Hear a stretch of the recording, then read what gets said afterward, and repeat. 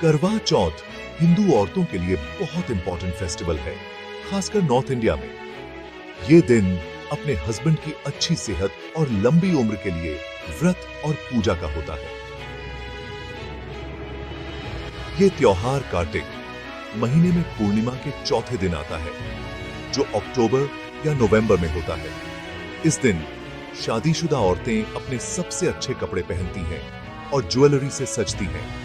वो सूर्योदय से चंद्रोदय तक सख्त उपवास रखती हैं, जिसमें पानी भी नहीं पीती हैं। करवा चौथ का त्योहार प्यार, विश्वास और त्याग की शक्ति को दर्शाता है। ये एक ऐसा मौका होता है जब औरतें अपनी श्रद्धा दिखाती हैं और अपने पति की लंबी उम्र के लिए प्रार्थना करती हैं। चटक रंगों वाली साड़ियों में सजी, गहनों से सजी, हाथों पर मेहंदी रचाए महिलाओं का ये नजारा परंपरा और भक्ति का एक शानदार नजारा होता है। दिन की शुरुआत सूर्योदय से पहले सरगी के साथ होती है, जो सास द्वारा बनाया गया एक प्रातःकालीन भोजन होता है। दिन भर वे पूजा पाठ करती हैं, भक्ति गीत गाती हैं और करवा चौथ व्रत कथा सुनती हैं, जो इस व्रत के महत्व को दर्शाती है। शाम को महिलाएं एक विशेष पूजा के लिए इकट्ठा होती हैं। वे करवा चौथ की कथा ध्यान से सुनती हैं, जो इस व्रत की शक्ति पर जोर देती है।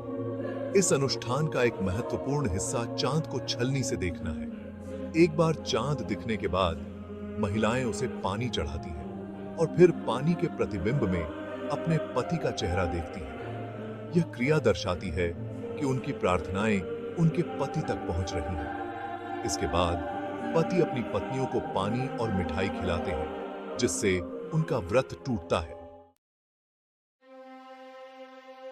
करवा चौथ की उत्पत्ति पौराणिक कथाओं और लोक कथाओं में निहित है। एक कथा इसे महाभारत से जोड़ती है, जहां पतिव्रता सावित्री ने अपने पति के प्राण बचाने के लिए यमराज, मृत्यु के देवता, को चकमा दिया था। एक और प्रचलित कहानी रानी वीरवती की है, जिनकी तीव्र भक्ति और करवा चौथ के दौरान कठोर व्रत ने उनके पति राजा सत्यवान को निश्चित मृत्यु से बचा लिया था। ये कहानियां अटूट विश्वास की शक्ति और एक पत्नी की भक्ति में निहित शक्ति पर जोर देती हैं। वे त्योहार में अर्थ की एक परत जोड़ते हैं, इसे केवल एक रस्म से प्रेम के उत्सव में बदल देते हैं, जो मृत्यु पर भी विजय प्राप्त करता है। अपने धार्मिक पहलू से परे करवा चौथ भारतीय समाज में एक महत्वपूर्ण भूमिका निभाता है। यह एक ऐसा दिन है जो पति पत्नी के बीच के बंधन को मजबूत करता है। किसी की सलामती के लिए व्रत रखना प्रेम और देखभाल का सबसे बड़ा प्रदर्शन माना जाता है। यह महिलाओं के लिए एक साथ आने, सामुदायिक संबंधों को मजबूत करने का भी समय है। यह त्योहार पीढ़ियों से आगे बढ़ता है। माताएं अपनी बेटियों और बहुओं को परंपराओं का पालन करती हैं, जिससे इस सांस्कृतिक प्रथा को जारी रखा जा सके। यह साझा अनुभव अपनेपन की भावना को बढ़ावा देता है और पारिवारिक बंधनों को मजबूत करता है। हालांकि उपवास के शारीरिक लाभ बहस योग्य हैं, मानसिक और भावनात्मक लाभ निर्विवाद हैं। उपवास के कार्य के लिए अनुशासन की आवश्यकता होती है और आत्मनियंत्रण को बढ़ावा मिलता है। इसे ध्यान के रूप में देखा जा सकता है, जो आत्मनिरीक्षण और आत्म प्रतिबिंब की अनुमति देता है।